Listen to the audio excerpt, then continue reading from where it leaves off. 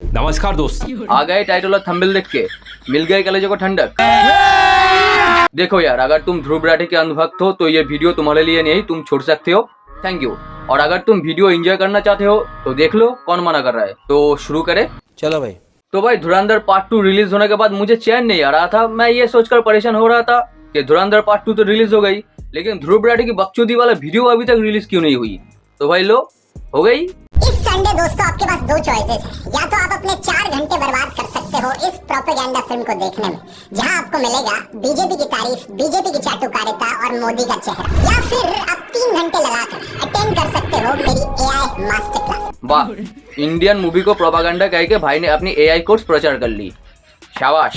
मतलब ध्रुव भाई Indian movie देखता भी है और उसे एंजॉय भी करता है, और आखिर में बदनामी भी। ये कैसा लॉजिक हुई भाई? आप कहाँ के ज्ञानी बाबा? ध्रुव भाई के हिसाब से इंडियन मूवी प्रोपेगेंडा, इंडिया का सिस्टम प्रोपेगेंडा, और भाई ने ये मान के बैठा है कि पूरा इंडिया ही प्रोपेगेंडा, और तुम इंडियन हो ये भी कहना छोड़ दो। और जब तुम इंडिया में रह रहे हो तो तुम भी प्रोपेगेंडा हो। अबे साले। मतलब भाई, कोई भी क्रिएटर ध्रुव राठी के ऊपर वीडियो बनाना नहीं चाहता।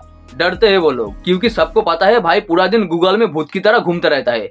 पाताल से भी इन्फॉर्मेशन निकल के इधर की बातें उधर करके, उधर की बातें इधर करके, मतलब कैसे भी करके ये साबित कर देगा तुम झूठे हो, तुम गलत हो।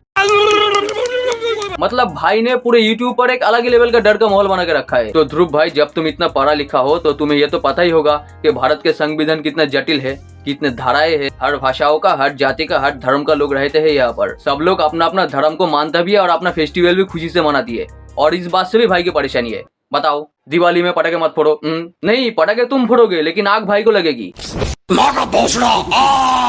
और सालों तुम लोग पटाखे फोड़ो, लेकिन इतना भी मत फोड़ो कि भैंचो सांस लेना भी मुश्किल हो जाए। अब आते हैं मुद्दे पे।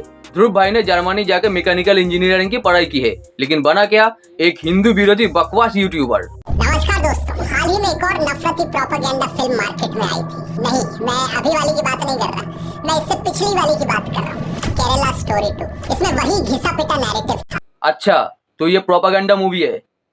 चलो मान लिया, धुरंधर में केरला स्टोरी में जो सीन दिखाई गई है वो सब झूठ है, मान लिया। कश्मीर में रहने वाला हिंदू और हिंदू ब्राह्मण के ऊपर जो अत्याचार हुई है वो तो सच है, उसके बारे में कभी बात की?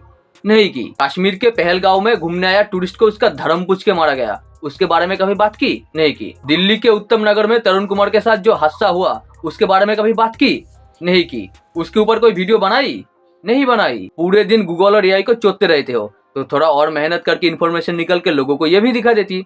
नहीं दिखाई। तुम्हें तो पद्मावत जैसी मूवी अच्छी लगती है ना, जहाँ दिखाया गया खिलजियों ने किस तरह हिंदुओं के ऊपर अत्याचार की है, हिंदू महिलाओं के ऊपर, हिंदू बहन बेटियों के ऊपर किस तरह की अत्याचार की है। तुम्हें तो ये सब मूवी देख के बहुत अच्छा लगता है। भाई का कहना है कश्मीर फाइल्स, केरला स्टोरी, धुरंधर जैसी इस टाइप का कोई भी मूवी ना देखो, जहाँ सच दिखाया गया, हिंदुओं के ऊपर अत्याचार दिखाया गया, भारतीय सेना की देशभक्ति दिखाई गई, इस टाइप का कोई भी मूवी ना देखो। सिर्फ भाई का बकचोदी वाला वीडियो देखो। क्या तुम डिसाइड करोगे कि इंडिया के लोग क्या देखेंगे और क्या नहीं देखेंगे? पहले ये देश के खिलाफ बुरा भला बोलता था, और अब ये हिंदुओं के ऊपर, हिंदू धर्म के ऊपर उल्टा सीधा बोल रहा है। खुद ही देख लो। मांस और धर्म साथ साथ चलते रहे। अब यहाँ पर एक ऐसा सवाल आता है जो बहुत से लोगों के मन में उठता है कि क्या पांडवों ने और श्री राम ने भी मांस खाया होगा? अब कॉमन सेंस लगाई जाए तो जंगल में कौन 12 साल तक उनके लिए पनीर बटर मसाला बना रहा होगा? देख लो, पढ़ा लिखा गधा की बात करने का तरीका। इस एआई के चौधे को पहले से ही सब पता होता है। भगवान राम मांस खाता था, तूने देखा उनको मांस खाते हुए? मतलब कहीं से कुछ भी उठा के पब्लिक के सामने बक दो। भाई, जब तू भगवान नहीं मानता, धर्म को नहीं मानता, तो भगवान और धर्म को लेकर उल्टा सीधा बात करने का हक तुझे किसने दिया? भगवान होने का सबूत हर जगह भरा पड़ा है, लेकिन ये भाई साहब वो मानने को राजी नहीं है। ऐसा पढ़ा लिखा बेवकूफ दुनिया में कुछ ही लोग होते हैं, और उनमें से एक ये है।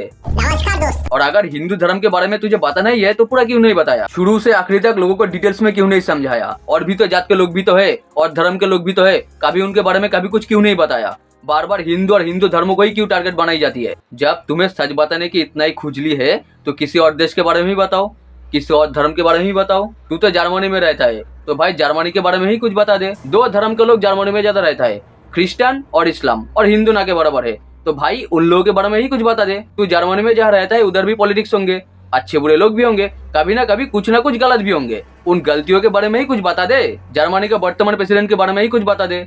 मतलब वो इंसान कैसा है, कैसे देश चलाता है, जैसे मोदी को लेकर तू बोलता है। नहीं, उतना ज्यादा नहीं, बस थोड़ा ही बता दे। नहीं बोलेगा ये, कुछ नहीं बोलेगा, और अगर कुछ कह दिया तो वहाँ के सरकार लात मार के निकालेगा इसे जर्मनी से। देखो भाई, मुझे गाली देने से कोई फायदा नहीं, तुम सच नहीं ले पा रहे हो वो तुम्हारी कमजोरी। असली कंटेंट क्रिएटर कभी जात पात धर्म लोग नहीं करते।